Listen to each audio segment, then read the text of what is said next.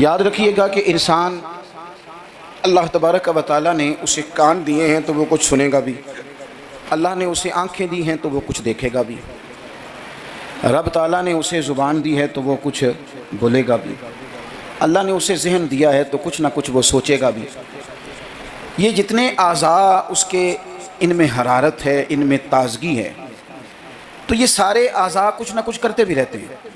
اگر وجود کے اعضاء اپنا کام صحیح طریقے سے کریں گے تو اجر پائیں گے، ورنہ قرآن مجید نے کہا ہے کہ آنکھوں سے بھی سوال ہوگا، کانوں سے بھی سوال ہوگا، زبان اور دل سے بھی پوچھا جائے گا۔ یہ ساری چیزیں صبح قیامت ان سے سوال جواب کیا جائے گا۔ یہ اعضاء جتنے ہیں یہ کچھ نہ کچھ کریں گے۔ میرے رب کریم نے نبی پاک صلی اللہ تعالیٰ علیہ وآلہ وسلم کی محبت ہم پہ ضروری قرار دے کے پتہ ہے ہمارے اعضاء کی ڈیوٹی کیا لگائی ہے؟ اس نے کہا تم اس طرح کیا کرو، جب دیکھا کرو نا تو محبوب کے جلوے دیکھنے کی کوشش کرو، اور جب تمہارا سننے کو دل کرے تو مدینے والے کی بات سنا کرو، اور جب تمہارا بولنے کو دل کرے تو پھر میرے محبوب کی نعت پر بات کرو۔ یہ اپنے اعضاء کو اس کام لگاؤ، یہ تمہاری محبت مصطفیٰ کریم علیہ السلام میں یہ چیزیں تمہارے لیے دلیل بن جائیں گی، یہ ایک نمونہ بن جائیں گی کہ حضور سے پیار ہے۔ نبی پاک علیہ السلام کا ذکر میری اور آپ کی نعت کا، تعریف کا محتاج نہیں۔ کیوں کہ رب فرماتا ہے وَرَفَعْنَا لَكَ ذِكْرَكَ، اے محبوب ہم نے آپ کے لیے آپ کے ذکر کو بلند کر دیا ہے، ہم نے آپ کے لیے آپ کے تذکرے کو بلند کر دیا۔ تو جن کے ذکر کو اللہ نے بلندی دے دی ہے اس پر کوئی شاعر نعت نہ بھی لکھے، کوئی اچھا نعت خواں نعت نہ بھی پڑھے معاذ اللہ، کوئی مجمع نعت سننے نہ بھی آئے، تو حضور کا ذکر تو اللہ نے بلند کر دیا ہے۔ لیکن یاد رکھو کہ جب شعر حضور کی تعریف میں لکھا جاتا ہے تو شعر لکھنے والا اپنا کلام سنوار لیتا ہے، اور جب محفل نعت میں لوگ آ کے بیٹھتے ہیں حضور کے نام پہ بیٹھتے ہیں، وہ کسی سیاسی جلسے کے لیے جمع نہیں ہوتے، وہ اپنے کسی دنیاوی مقصد کے لیے احتجاج کرنے جمع نہیں ہوتے، وہ حضور کی میلاد کے نام پر اکٹھے ہوتے ہیں۔ خلاق عالم کے فرشتے تو گواہی دیتے ہوں گے نا، یا اللہ دیکھ کے آئے ہیں ہم، وہ تیرے محبوب کے لیے جمع ہوئے تھے۔ نعت خوانوں کیا کمال ہو جائے اگر ہم نعت خوانی کے ساتھ مخلص ہو جائیں، تمہیں پتہ چل جائے گا جب صبح قیامت تمہاری اس نعت خوانی کا وزن ہوگا، تمہیں مزہ آ جائے گا۔ سب سے آگے آگے حسان بن ثابت ہوں گے، اور پھر یہ نعت خوانوں کی پوری لائن حضور کی بارگاہ میں جائے گی۔ تم اپنے آپ کو کیوں کمزور کرتے ہو؟ چند ہزار پہ بیچ کے میری ملت کے نعت خوانوں ملا شریف آ گیا، نعت کے حسن کو سمجھو تو صحیح یارو۔ سب سے آگے نعت خوانوں کی لائن میں حضرت حسان بن ثابت ہوں گے، اور قیامت تک جو حضور کی نعت پڑھنے والا ہوگا وہ سارے اس لائن میں ہوں گے۔ تمہیں پتہ ہے اس لائن میں کون کون ہوگا؟ ملا عبد الرحمن جامی بھی ہوں گے، سعدی شیرازی بھی ہوں گے۔ اس لائن کے اندر چلتے چلتے تمہیں ڈاکٹر علامہ اقبال بھی ملیں گے، تمہیں یہاں امام احمد رضا فاضل بریلوی بھی ملیں گے، تمہیں کہیں اسی طرز میں کلام کرتے نعت پڑھتے اعظم چشتی مرحوم بھی ملیں گے، محمد علی ظہوری بھی ملیں گے، تمہیں اس میں نعت پڑھتے پڑھتے کئی لوگ ملیں گے۔ کتنے نصیبوں والے ہو، اس لائن میں جاؤ گے جس لائن میں رسول اللہ کے غلام لگے ہوں گے۔ اعلیٰ حضرت کہتے ہیں یہ تیری زبان حضور کے لیے، حضور کے لیے، یہ اللہ نے بنائی ہے اپنے ذکر کے لیے، محبوب کریم کی نعت کے لیے۔ تو کیا کریں؟ اور یار سارا دن اس نے باتیں تو کرنی ہیں، اللہ جانتا ہے یہ باتیں کرنے کا دور ہے، چپ نہیں بیٹھتے۔ بعض لوگوں کو کہنا پڑتا ہے کہ چل یار کو 10 منٹ چپ بھی کر جا، کوئی ہمیں بھی موقع دے تھوڑا سا بولنے کا، اور کوئی تو تھوڑی سی سن بھی لے، کسی کی کہنا پڑتا ہے۔ اتنی جو باتیں کرتے ہو، اتنی جو خوش آمدیں کرتے ہو، تو اعلیٰ حضرت مشورہ دیتے ہیں، فرماتے ہیں ذکر ان کا چھیڑیے ہر بات پر، ذکر ان کا چھیڑیے ہر بات پر۔ بات شادی کو ہو تو حضور کا ذکر چھیڑ دو کہ نبی پاک کا شادی کا طریقہ کیا ہے، حضور نے یہاں کیا ہمارے لیے طریقہ مبارکہ چھوڑا ہے۔ ذکر ان کا چھیڑیے ہر بات پر۔ تو اگر ذکر بچے کے عقیقے کا ہو تو دیکھ لو حضور نے ہمارے لیے کیا سنت چھوڑی ہے۔ اگر یہاں موقع تجارت کا ہو تو دیکھ لو نبی پاک نے تجارت کے معاملے میں کیا احکامات دیے ہیں۔ اگر موقع ہو زندگی میں آزمائش کا تو پھر بھی دیکھ لو حضور کا کیا یہاں ہمارے لیے طرز حیات ہے۔ اور اگر موقع ہو اللہ کی دی ہوئی نعمت کا تو پھر بھی دیکھو کہ حضور کے نقوش راہ کیا ہیں۔ بس اپنے آپ کو ہر وقت حضور کے خیال میں گم کر لو۔ فاضل بریلوی کا مشورہ ہے، وہ کہتے ہیں ٹھوکریں کھاتے پھرو گے ان کے در پہ آ پڑو، ورنہ تو ٹھوکریں ہیں زمانے کی۔ لوگوں کی تعریف کتنی کو کرو گے, کتنی کو تھکا دیں گے تمہاری زبانیں. حضور کی تعریف کرو, ٹھوکریں کھاتے پھرو گے, ان کے در پہ آ پڑو. قافلہ تو اے رضا اول گیا آخر گیا, حضور کے دروازے پہ آؤ, نبی پاک کی تعریف کرو, اور پھر حضور کی تعریف سنیں. میں بڑے درد کے ساتھ ایک بات عرض کروں, میں بڑے درد کے ساتھ, دکھی دل کے ساتھ ایک بات عرض کروں. میلاد کی محفلوں میں غریب غریب لوگ رہ گئے. وہ امیرو, تم سیاسی جلسوں میں بڑے شوق سے جاتے ہو, تمہاری پجارو بھی جاتی ہے, اس پر کسی سیاستدان کا فوٹو بھی لگاتے ہو, جھنڈا بھی لگاتے ہو, بڑے خرچے کرتے ہو, جیبوں سے پیسے لگاتے ہو. کیا عجیب تمہاری منطق ہے. جس محبوب کے صدقے رب نے تمہیں سارا کچھ دیا ہے, اس محبوب کریم علیہ السلام کی محفل آئے تو وہ غریبوں کے حصے میں آتی ہے, وہ کمزوروں کے حصے میں آتی ہے, اور تم جا کر کے چرچے کرتے ہو ان کے. یاد رکھنا, سمجھ لینا, دنیا کا سب سے خوش قسمت شخص وہ ہوتا ہے جسے اللہ اپنے محبوب کی غلامی کے لیے پسند فرما لیتا ہے. یار اس طرف تم توجہ ہی نہیں کرتے. حضور کا ذکر سنو, ذوق سے نعت سنی جائے. نعت نہ پڑھنے سے زیادہ سننے سے تعلق رکھتی ہے. نعت خاں اللہ کے فضل سے بڑے ہیں. ہمارے اس شہر میں بڑے بڑے اچھے نعت خاں آپ کو مل جائیں گے, بڑے ہیں لیکن نعت سننے والے. چلیں ناراض کسی نے ہونا ہے تو وہ ہو جائے. جو بڑی بڑی محفلیں کرانے والے لوگ ہیں ان میں سے بھی اکثر احباب ایسے ہیں جنہیں محفل کرانی آتی ہے, نعت سننی نہیں آتی. محفل کرانا اور ہے, نعت سننا, یہ سننا ایک کمال ہے. اب میں جو اگلی بات کروں گا وہ شاید آپ کے لیے اور زیادہ خوشی کا باعث بنے. نعت پڑھتے صحابہ تھے, سنتے مدینے والے محبوب. آپ سننے کا درجہ تو دیکھیں نا, کتنا معاملہ منفرد ہے. حضور کے ذکر کو سننا, نبی پاک کی بات کو. یہ منافقوں کا طریقہ تھا کہ حضور کی بات جب ہوتی تھی, نبی پاک جب بات کرتے تھے تو وہ کھیل کود میں لگ جاتے تھے. حضور کی بات نہ سنتے, سننے نہ دیتے تاکہ کسی پہ اثر نہ ہو جائے. مومن کیا کرتا ہے, اعلیٰ حضرت فاضل بریلوی یہاں بھی سبق پڑھاتے ہیں. وہ کہتے ہیں عرش پہ تازہ چھیڑ چھاڑ. ابھی تازی تازی باتیں چھڑی ہیں نبی پاک کی عرش پہ, ابھی فرشتوں نے نیا کلام چھیڑا ہے حضور کا. کہتے ہیں عرش پہ تازہ چھیڑ چھاڑ اور فرش پہ طرفہ دھوم دھام. وہاں حضور کا ذکر چھڑا ہوا ہے اور یہاں تو دھوم مچی ہوئی ہے, غلاموں نے مچائی ہے. عرش پہ تازہ چھیڑ چھاڑ, فرش پہ طرفہ دھوم دھام, بس کان جدھر بھی لگا یہ تیری ہی داستان ہے.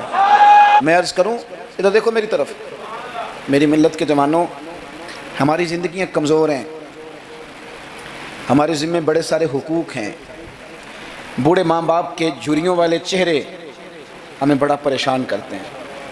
کئی گھروں میں بہنیں ہیں, وہ آتے جاتے ان کے دبٹے کا وقار برقرار رہے, یہ ہمارے دلوں میں خواہشات چمکتی ہیں. بیٹی چھوٹی سی بھی آنگن میں دوڑ رہی ہو تو باپ نہ چھوٹی بیٹی دیکھ کے بھی کہتا ہے اللہ نصیبہ اچھا کر دو, اللہ اس پہ رحمت کرنا. اسے زمانے کی ہمارے ذمہ ڈیوٹیاں ہیں, ان ڈیوٹیوں کے لیے نا ہم اپنے گھر سے نکلے ہوئے ہیں. کوئی مزدوری کرتا ہے, کوئی محنت کرتا ہے, کوئی ادھر جاتا ہے. اس رستے میں نا ہمارا کئی لوگوں سے واسطہ پڑتا ہے. کچھ ہم سے اپنے قصیدے پڑھواتے ہیں, کچھ تعریفیں کرواتے ہیں, کئی جھوٹ بلواتے ہیں. کئی کہتے ہیں تو یہ والا کام کر پہ نوکری مل جائے گی, کئی کہتے ہیں تو میرے ساتھ لگ جا, تو کہہ کہ میں بڑا اچھا آدمی ہوں تو شاید میں تجھے کسی یورپ کے ملک کا ویزا دلا دوں. یہ جھوٹے ہیں سارے, یہ جھوٹی تعریف کرائیں گے, تیری زبان کو دھوکے کا عادی کر دیں گے, تیرے مزاج کے اندر ایسی چیزیں بھر دیں گے جو تیرے لیے نقصان کا باعث ہوں گے. یہ تجھے پتلی کا تماشا بنا دیں گے, ریموٹ کنٹرول بنا دیں گے. یہ دنیا تھکا مارتی ہے, یہ اتنا دیتے نہیں جتنا پریشان کرتے ہیں. یاد رکھو یہ ساری چیزیں دھوکہ ہیں. دنیا میں ایک دروازہ ایسا ہے جس کی تعریف کرو نا تو دنیا بھی آخری حد تک ملتی ہے, اور آخرت میں تو خدا پھر فضل ہی بڑا فرمائے گا. اور وہ دروازہ ہے مدینے والے محبوب کا, وہ نبی کریم کا دروازہ ہے. حضور کی جو تعریف ہے نا, جو نبی پاک کی چوکھٹ کی تعریف کرنے والے ہیں, حضور کے دروازے کی جو تعریف کرنے والے ہیں نبی پاک کی, ان میں سادے سادے لوگ بھی ہیں. مجھے نہیں پتا کہ زیادہ سریلا ناز خاں کون ہے, مجھے نہیں پتا آج کل زیادہ ریٹ کس کا ہے, میں نہیں جانتا. لیکن ایک بوڑھی سی اماں مدینہ شریف میں, سادی بالکل اور ان پڑھ بھی جملے پنجابی کے بھی ٹھیک نہیں ادا کرنے آتے.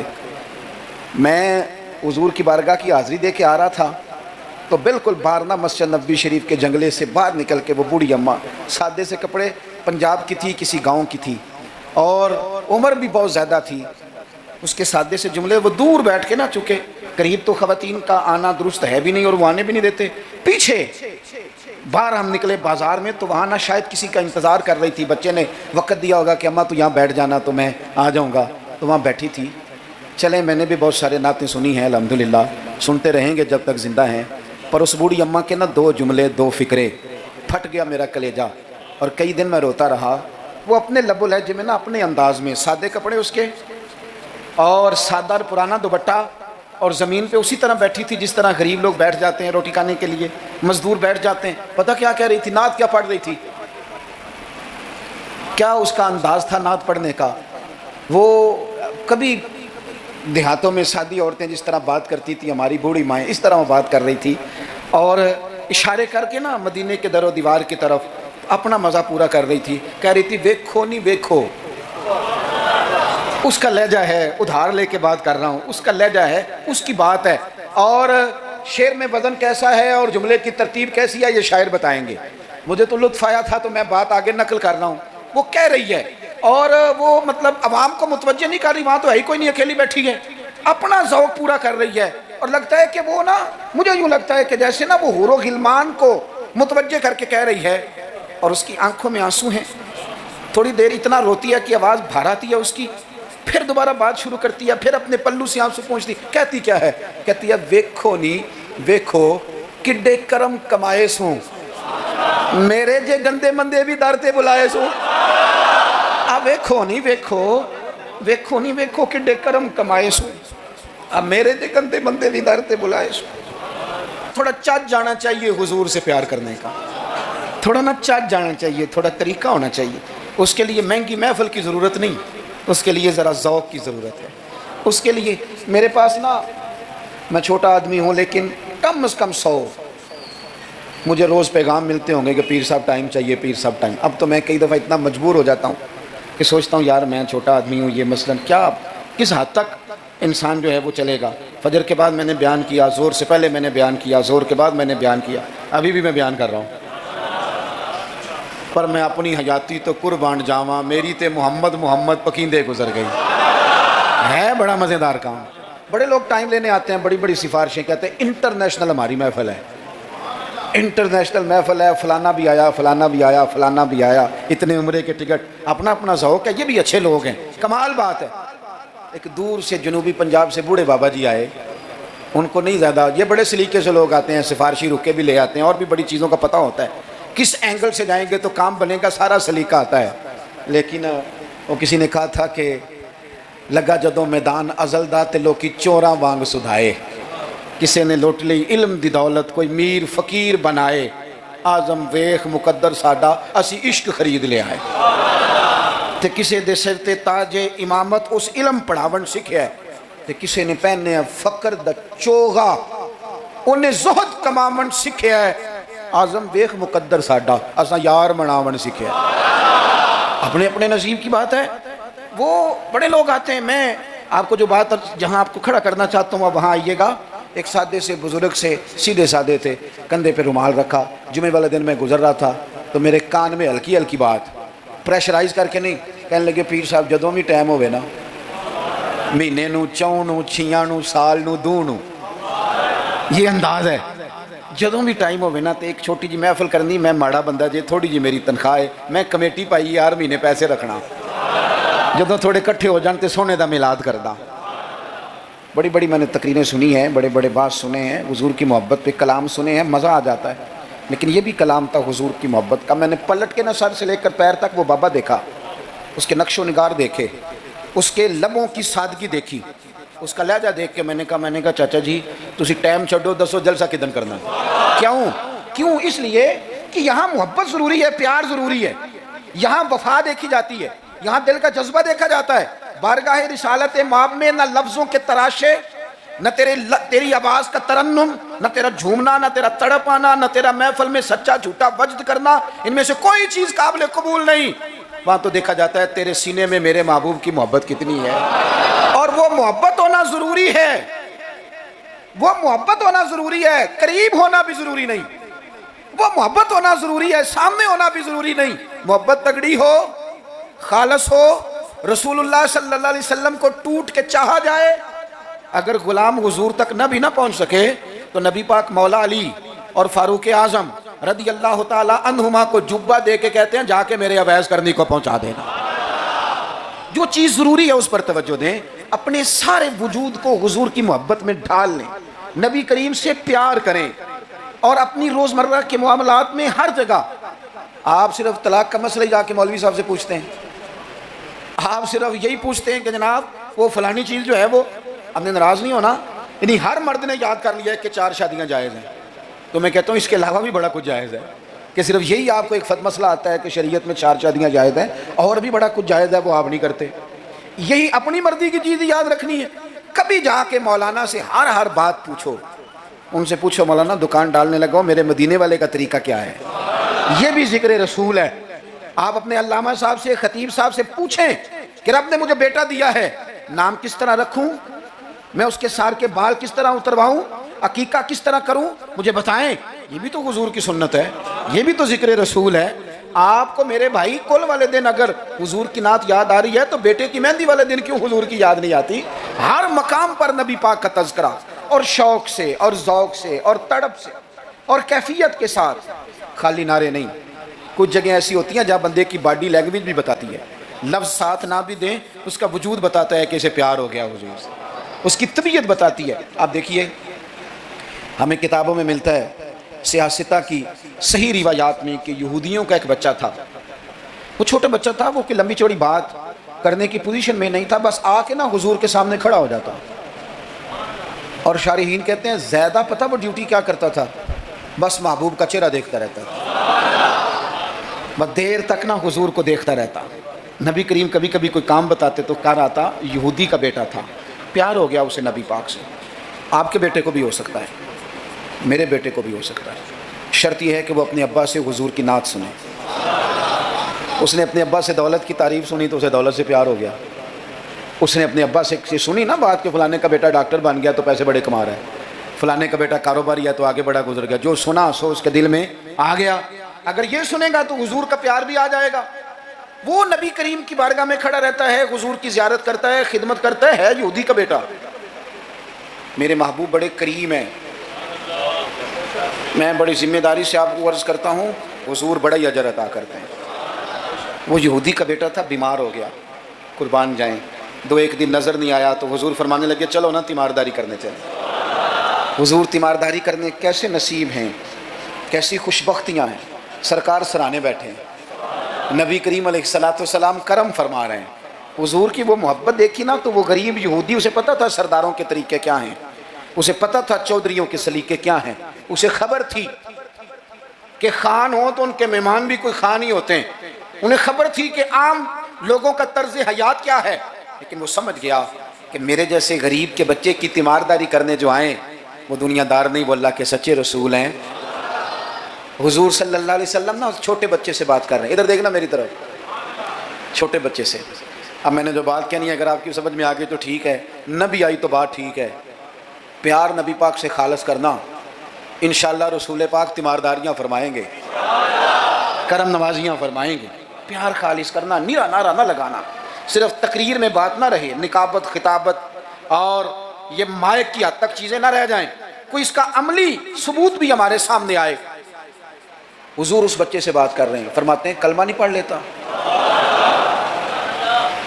قربان جائیں، کسی کو ابا نے کلمہ پڑھایا، کسی کو اماں نے پڑھایا، کسی کو مفتی صاحب، پیر صاحب، علامہ صاحب، صوفی صاحب، درویش نے پڑھایا، اس کے بھی تو ذرا نصیب دیکھو نا، کلمہ نہیں پڑھ لیتا۔ تو اس بچے نے نا نظروں ہی نظروں میں اپنے باپ کی طرف دیکھا، پڑھ لوں کلمہ، نظروں ہی نظروں میں پوچھ رہا ہے۔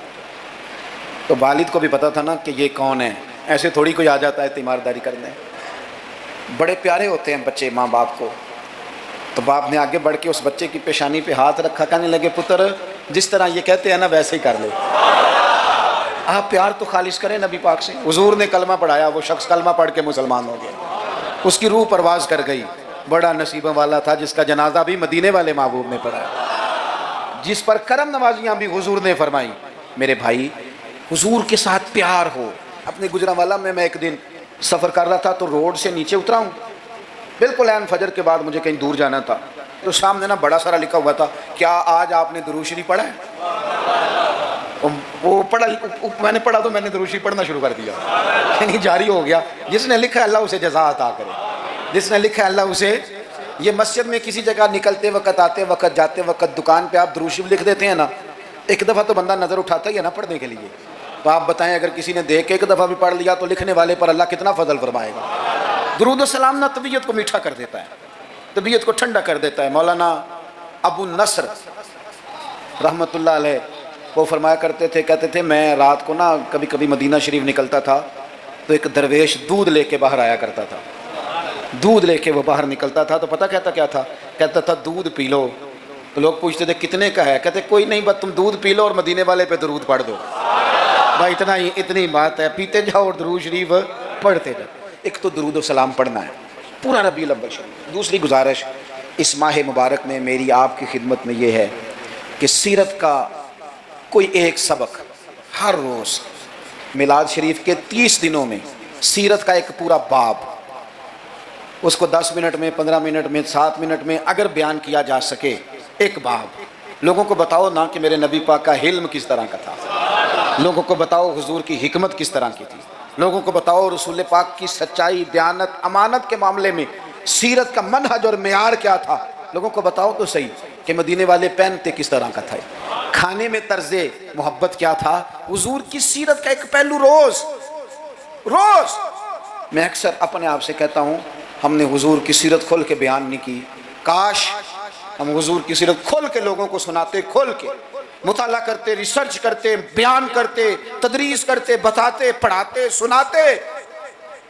میری ملت کا کوئی جوان کسی ایکٹر اور کرکٹر کو آئیڈیل نہ بناتا، کسی موٹیویشنل سپیکر کے پاس جا کے نہ بیٹھتا، کہیں سے وہ اپنی ذہن سازی نہ کراتا، کہتا چپ کر، مجھے پتہ ہے میرے نبی پاک کا مصیبتوں میں طریقہ کیا رہا، مجھے پتہ ہے حضور کا نعمتوں میں طریقہ کیا رہا، مجھے پتہ ہے رسول پاک علیہ السلام کا گھر والوں کے ساتھ رویہ کیا رہا۔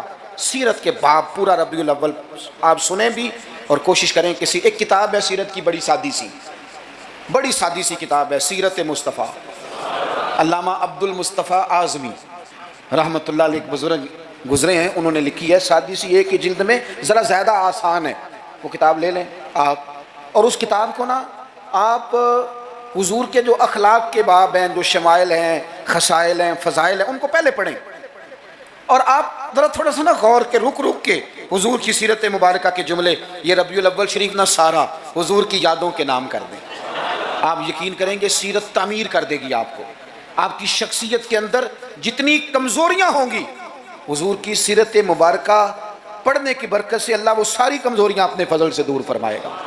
آخری بات آپ کی خدمت میں یہ عرض کرنی ہے، خدا را محافل کا ماحول بہت سنجیدہ کر لیں، بہت سنجیدہ، محفل روحانیت والی بنائیں۔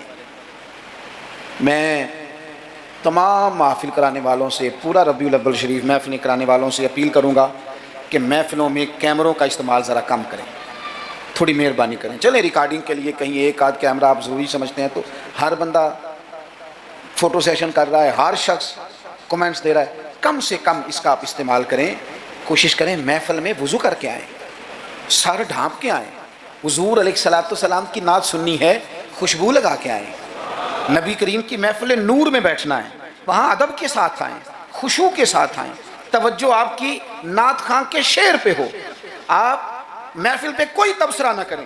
نعت خاں جو مال اکٹھا کر کے طے کر کے اپنی جان پہ ظلم کرتے ہیں وہ سب کو پتہ ہے، لیکن وہ تو کر ہی رہا ہے نا جو کر رہا ہے، ہمیں غیبت کر کے کیا ملے گا؟ آپ نصیحت کے انداز میں کوئی بات کریں تو کریں، محفل کے اندر بیٹھ کے اس کی نعت بھی سن رہے ہیں اور ساتھ ساتھ جناب آپ تبصرہ بھی کر رہے ہیں کہ 40,000 لیتا ہے، تو آپ کو تو کوئی نعت کا مزہ نہ آیا، آپ تو اسی چکر میں رہے کہ اس نے لیا کیا ہے۔ آپ چھوڑیں اس بات کو، آپ اپنا سرور اور ذائقہ پورا کریں، خوبصورت محفل کریں، کوشش کریں اتنا رش نہ ڈالیں کہ وہ مجلس اتنی لمبی ہو جائے کہ پھر صبح فجر کی نماز کے لیے لوگوں کے لیے مشقت بنے۔ آپ 1-1.5 گھنٹے میں بڑا معقول پیغام، سونی نعت، ویسے بھی اگر آپ ایک آدھ نعت خاں کو دعوت دیں گے تو اس کا فائدہ آپ کو یہ ہوگا، میرے بھائی کے اسٹیج پہ لڑائی نہیں ہوگی کہ پہلے میں نے جانا ہے اور میں نے 6 جگہ پہ جانا ہے اور میں تو آ گیا ہوں تو میرا شکر ادا کرو، یہ جان چھوٹی رہے گی آپ کی۔ آپ اچھے طریقے سے ایک شخص کو موقع دیں، وہ 2 نعتیں پڑھے، 3 پڑھے، ایک سونی تلاوت کریں، ایک بات جو ہر سال کہتا ہوں پھر کہہ لوں، محفل میلاد میں وہ والا کام نہ کریں جو ہم سیاستدانوں کے مسئلے میں کرتے ہیں۔ یہ نہ ہو کہ میلاد کی اسٹیجوں پہ بھی پھر تگڑے تگڑے لوگ جمع ہو جائیں، غریب بیچارے میلاد میں بھی پیچھے پیچھے رہ جائیں، وہ ڈھونڈتے ہی رہیں کہ ہمیں عزت کس دن ملنی ہے۔ بس جس کے ہاتھ میں نوٹوں کی دتھی ہو، اس کی سیٹ بھی اگلی ہو، سارا سال بے شک مسجد نہ آئے۔ یہ رویہ ٹھیک نہیں، یہ انداز تکلیف دہ ہے غریبوں کے لیے۔ آپ یہ رنگ اختیار ہی نہ کریں، اور مہربانی کریں۔ آپ تو کہتے ہیں کہ میلاد شریف کا لنگر برکت والا ہے، اور آپ تو کہتے ہیں کہ یہ محفل سارا سال برکت والی ہوگی، تو آپ کے بیٹے کے نام کی جو دعوت ہوتی ہے ولیمے کی، اس میں بھی آپ چھتوں سے ڈبے پھینکتے ہیں چاولوں کے، اس میں بھی آپ یہی سلوک کرتے ہیں جوس والے ڈبوں کے ساتھ کہ چھت سے پھینک دیں، یہ لے لو میلاد کا ہے، میرے بیٹے کے ولیمے کا، اس طرح پھینکتے ہو۔ تو یہ حضور کے میلاد کے ساتھ یہ حال ہے۔ آپ وہاں بھی آپ نے ناراض نہیں ہونا، میں آپ کو چونکہ میں روز جاتا ہوں تو میں حقیقت بتا رہا ہوں، چودھریوں کے لیے، خاص لوگوں کے لیے سونے دسترخوان، اعلیٰ غذائیں چن دی آپ نے، اور جناب وہ جو غریب طبقہ بیچارہ آیا تھا اس کو چھاپروں میں چاول پھینک دیا آپ نے۔ چھ معنی دارت، اگر یہ لنگر میلاد کا ہے چاول والا، یہ اگر غریب کے گلے سے اتر جاتا ہے تو نعت خواں کے گلے سے بھی اتر جائے گا، پیر صاحب کے گلے سے بھی اتر جائے گا۔ کوئی اتنی مصیبت والی بات، ایک جیسا لنگر، یہ کیا بات ہوئی؟ بزرگوں کے نام کا جو لنگر سادہ ہو وہ مرید کھائیں۔ اور جناب وہ اقبال نے کہا تھا کہ مرید بیچارے کو میسر نہیں مٹی کا دیا بھی، اور گھر پیر کا بجلی کے چراغوں سے ہے روشن۔ یہ رنگ آپ عشرت قدوں میں رہیں، اور آنے والا اس کو سڑک پہ بھی سونے کی جگہ نہ ملے۔ یہ حضور کا میلاد ہے، آپ طے کر لیں کہ رسول پاک نے بتایا ہے کہ جس پلیٹ میں روٹی ابو بکر صدیق کھائیں گے اسی میں بلال حبشی بھی کھائیں گے۔ یہ طے کیا ہے میرے رسول پاک نے۔ ملت کے جوانوں طے کرو حضور کے میلاد پر کہ جس پلیٹ میں کھانا فاروق اعظم نے کھایا ہے اسی میں کھانا حضرت عامر بن فہیرہ نے بھی کھایا ہے، اسی میں سلمان فارسی نے بھی کھایا ہے، صہیب رومی نے بھی کھایا ہے۔ ایک ہی صف تھی۔ اگر حضرت ابو ذر غفاری کے منہ سے نکل گیا جناب بلال کے لیے کہ او حبشن کے بیٹے، تو نبی پاک نے کہا کہ ابو ذر تو چودھریوں کا پتر ہے، تیری بڑی شان ہے، بندہ بھی بڑا سچا ہے، بڑی عظمتوں والا ہے، پر جتنی شان تیری ہے بلال کی بھی اتنی ہے، کرنا معذرت۔ تو سیدنا ابو ذر غفاری نے پھر حضرت بلال کے آگے لیٹ کے کہا تھا اب حالات بدل گئے ہیں، اب غریبوں کی غربتیں بازاروں میں رولی نہیں جائیں گی، اب مدینے والے کا دور ہے، یہ وہ دور ہے جس میں عزت ہی عزت ہے۔ فرمایا اب اپنا پیر اٹھا اور میرے سینے پہ رکھ، میں بتاؤں کہ تھے تو آپ حبشن کے بیٹے ہی، پر جب سے مدینے والے کا کلمہ پڑھ گئے ہیں ہم سب کے سردار ہو گئے۔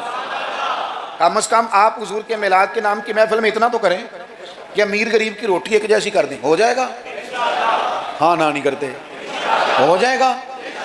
یہ کم از کم اتنا تو کریں نا، آپ سادہ کریں چیزوں کو، اور غریبوں کو بٹھا کے نا، یہ بڑا کمال ہوگا۔ روز محفل ہونی ہے، سونا لنگر، صاف ستھرا، اور امیر روز ہی گوشت کھاتے ہیں، آپ جب بہترین گوشت ڈال کے کھانا پکائیں تو وہ بیچارہ غریب جو مزدوری کر کے آئے، جس کے بچے ہفتے کے بعد بھی گوشت نہیں کھاتے، وہ بھی ذرا اپنے تینوں بیٹے لے کے آئے، پلیٹ میں بیٹھ کے لنگر کھائے، اور اس کے دو بیٹے پوچھے ابا جی آج بڑا مزہ ہے روٹی کا، تو وہ کہے پتر آج میلاد مصطفیٰ ہے میرے نبی پاک، آج محفل ہے حضور کے نام کی۔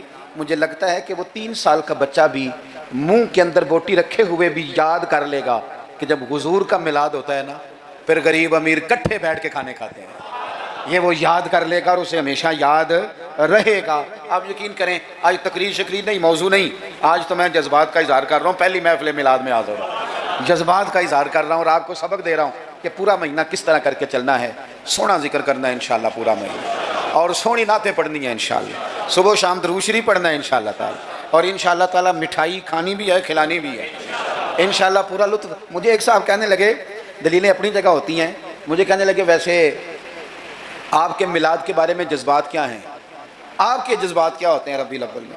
میں بات ختم کرنے لگا ہوں۔ میں نے انہیں کہا کہ میں کسان کا بیٹا ہوں، میرے ابا جی نا کھیتوں میں کھاد بکھیرا کرتے تھے، کھاد کھلاری دی تھی نا، تو وہ ایک طریقہ تھا ان کا کہ وہ نا لے کے نا پرنا رومال تو گلے کے ساتھ باندھ لیتے تھے، یوں پیچھے یہاں باندھ لیتے تھے اور آگے سے اس کو پکڑ لیتے تھے، اس میں کھاد ڈال لیتے تھے، تو پھر اس میں سے نکالتے رہتے تھے اور کھیتوں میں۔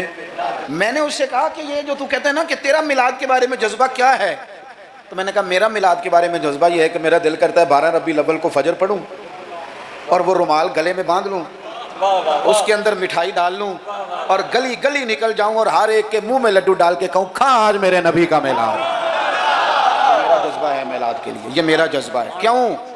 اس لیے کہ چمک تجھ سے پاتے ہیں سب پانے، میرا دل بھی چمکا دے چمکانے والے، تو زندہ ہے واللہ تو زندہ ہے واللہ، میرے چشم عالم سے چھپ جانے والے۔ اور پھر اعلیٰ حضرت فرماتے ہیں کہ تیرا کھائیں تیرے غلاموں سے الجھیں، ہیں منکر عجب کھانے غرانے والے۔